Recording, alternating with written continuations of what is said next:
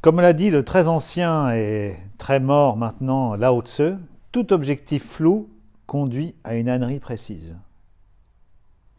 Tout objectif flou conduit à une ânerie précise. Pour cette pastille numéro 100, j'ai eu envie de vous parler de cette notion d'objectif. Et je vais commencer par vous raconter cette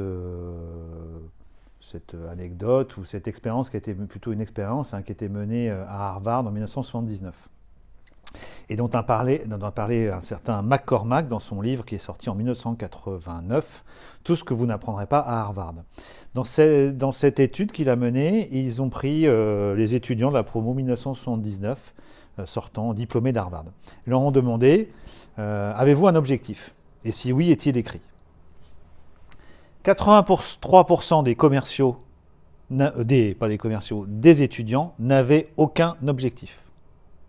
Ils partaient en vacances, ils verraient bien ce qui se passerait à la rentrée ou peu après. 14% des étudiants diplômés avaient un objectif en tête. 3% des diplômés du mois de juin avaient un objectif en tête et en plus, des objectifs qui étaient écrits. 1989, 10 ans plus tard, on est aux États-Unis, une des mesures de la réussite, c'est l'argent, et donc enquête sur la rémunération de ces personnes. Ceux qui avaient un objectif en tête, 10 ans plus tard, accrochez-vous bien, gagnaient 2 fois plus que ceux qui n'avaient aucun objectif à la sortie de l'école. Première mesure. Et d'après vous, combien de fois plus gagnaient les 3% qui sont là? Combien de fois plus par rapport aux 97 autres pourcents? On est à Harvard, dedans il y a quelques personnes assez incroyables, sans doute, dans cette promotion, mais combien de fois plus? Je vous laisse un peu réfléchir. C'est bon, vous avez votre chiffre? Eh bien, accrochez-vous, x 10. Vous avez bien lu x 10. Alors bien sûr, l'idée, elle n'est pas de tout mesurer à l'aune de l'argent. Un objectif, ce n'est pas qu'un objectif financier, on est d'accord. Mais très clairement, cette étude qui a été faite maintenant il y a quelques années, continue d'ailleurs à être vraie. De toute façon, tous les écrits produits autour de ces sujets, autour de l'objectif, montrent qu'écrire un objectif, c'est déjà l'atteindre un tant soit peu. Alors bien sûr, vous connaissez des méthodes comme SMART. Il faut que l'objectif soit spécifique, qu'il vous concerne juste vous, qu'il soit mesurable, donc il faut des métriques, il faut qu'il soit atteignable, et en même temps, il faut qu'il soit ambitieux. Il faut qu'il soit réévaluable également, parce qu'un objectif, ça peut changer en cours de route. Et il faut qu'il soit temporellement défini, c'est-à-dire qu'il faut une deadline. Ça, c'est le SMART. Et pour être très clair, moi, je rajoute toujours une autre notion au SMART. C'est le SMART. Il faut que l'objectif soit écrit. Aujourd'hui, c'est ma 100e pastille. Cette fois-ci, je ne l'ai pas écrite. Je l'ai tout simplement tournée pour vous. Et voilà, il faut être très clair que si j'en suis arrivé à produire autant de contenu depuis maintenant 2 ans et demi, c'est qu'il y a 2 ans et demi, je me suis fixé l'objectif d'écrire ou de produire 40 articles par année. C'est un vrai plaisir, c'est devenu quasiment une drogue. Parfois, c'est pas facile. Effectivement, je partage avec vous que certains jeudis soirs sont consacrés uniquement à l'écriture. Mais le fait d'avoir écrit et partagé cet objectif, eh bien, ça m'a vraiment aidé à l'atteindre. Et maintenant, effectivement, j'ai pris une routine d'écriture ou de production d'écrit.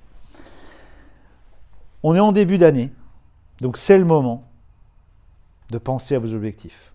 Pas ceux financiers, on n'est pas à parler de « tiens, il faut que je signe 1 million ». Non. Ça ne marche pas, ça. Pour que ça vous concerne, vous précisément, et que c'est un résultat, il faut une série d'objectifs qui permettent d'être mesurés, suivis, et sur lesquels vous avez une action précise. Alors, par exemple, imaginons que vous faites de la prospection, eh bien, c'est bloquer 1 heure tous les 3 jours, de façon 1 heure et demie, 2 heures, peu importe, vous aurez compris l'exercice.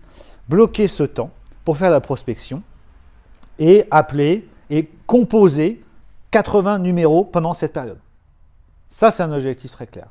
Si vous composez 80 numéros, vous aurez forcément à un moment donné des opportunités qui vont tomber.